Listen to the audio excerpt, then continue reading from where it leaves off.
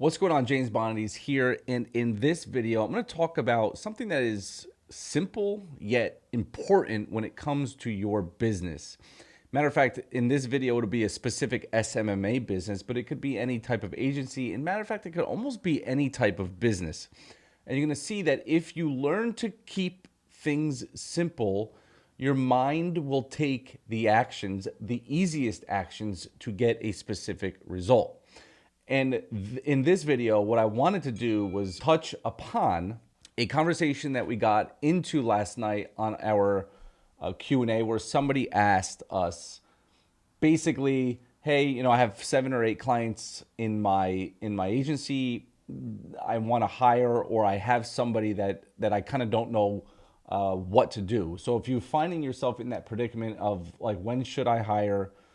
How should I hire? Or you already have somebody that's maybe not doing enough, then this video is going to be for you. And before I jump into that, if you don't know me, my name is James Bondi's. I've built multiple millions agency, $30+ million coaching program in the agency space. And so I've been around the block many of times. So let's just jump right into this. People tend to complicate. We self-sabotage ourselves, and it is a very common practice in any type of business, especially if you're coming from the world of a job, right? We're programmed to essentially take orders. And when you're giving orders, it's a little bit more different. In addition, if nobody's telling you what to do, it's hard to know what to do. So you have to think of your business. There's 2 sides to this business in most businesses. And we talk about this a lot in our coaching program, or I shouldn't say a lot. When the question comes up, we talk about this. And we've been sharing this kind of golden nugget for, I don't know, since 2017. And a lot of people tend to resonate.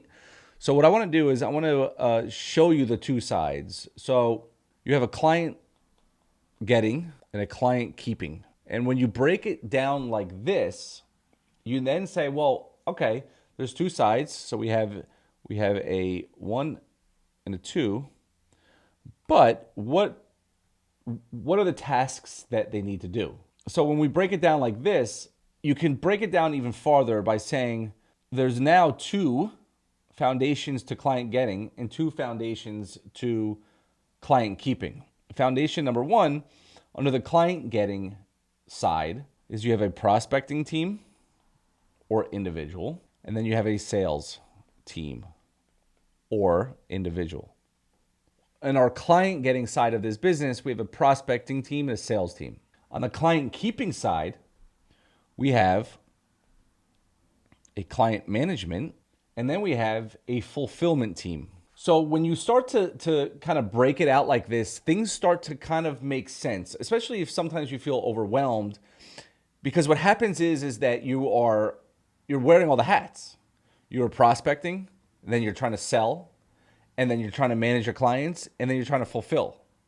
It is very, very difficult. And typically, what we a lot of times harp on our students is you need to either partner or outsource certain things or hire. So your choices are, you can outsource, you can partner, or hire. And this particular person asked about that. He said, I have a great, just a guy that's like just been with me for a while, but I kind of don't really know what to do with him. So now as a business owner, you have to ask yourself, what can I fire myself from? The minute you start to think about what I can fire myself from, you start to think in the scheme of, what do I hate doing? Like literally, what do I hate doing? And so if it's managing clients, well, now you know what that person should be doing. And essentially, if it's only 2 of you, you should have one yourself doing the client getting and having somebody else doing the client keeping, or you can switch it. And when I say prospecting, you can have your person yourself bid on jobs on Upwork, send cold email, cold DMs, things like that. That's all prospecting. So if you hate doing that, you should hire or outsource. I don't really like the outsource of prospecting. It's the most important thing on this list. Prospecting is the most important thing. Sales team Okay. And yes, they go hand in hand. Essentially, what you would want to do is hopefully have the same person prospecting and selling. But if you're big enough, you can have separate teams. You could have your prospecting team filling the leads into a closer or the sales team and having them close it. Then on the client keeping side, client management. Well, what is client management? Client management is like, getting reports ready, scheduling their calls, not disappearing, giving them updates, making sure they're happy, maybe sending them a goodie, right? Sending them a letter, giving them a call to see if they want to go out to dinner, whatever it might be. That's the management side, the relationship side, and building that side of it, right? It doesn't have to be you, the owner, but it could be somebody on your team. This is something you can outsource to some extent on the logistics sides, but you'll never build the relationship usually unless it's you. And on the fulfillment team is when somebody is now paying me $1,000 a month to run pay-per-click advertising. Am I setting up the ads, or is the fulfillment team setting up the ads? And within that fulfillment team or client management, this is just purely choice. You could have onboarding here. Typically, I would have my client manager onboard, and then the fulfillment team is now speaking to the client management. The sales team is speaking to the prospecting team and vice versa. And so when you break it out like this, it makes things look easier. It's like, well, wait a minute. This is why I'm not growing, because I'm spending all my time managing and fulfilling. Or wait a minute. This is why I'm not growing. I'm spending all my time prospecting and selling, and then I'm falling short on the management and everybody's leaving. But when these two sides of this business come together and work together as one, and again, let me be strict with you. In the beginning, you're going to be doing everything, and you should be doing everything. You should be doing everything because you need to learn everything. Because when you learn everything, you can now hire and bring people on when you really need it.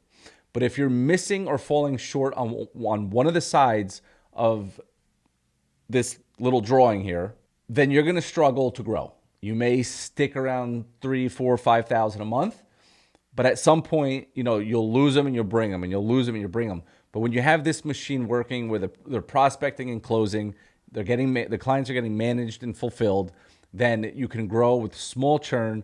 And then when you start to get overwhelmed again, you simply hire somebody else, move your best person to prospecting, hire a closer, have somebody who's great at managing clients and relationships, and then fulfilling. And now all you're doing is managing the team, and they're reporting to you all the numbers. And that kind of is how you can get to $50,000 to $100,000 a month. With these little simple things broken out, it will help you plan now for the future. I hope this short video was packed with enough value for you to understand. If you have any questions, give me a comment down below. And don't forget, subscribe, comment, and turn the notifications on. I try to come out with 1 to 2 videos a week. Talk soon. Bye-bye.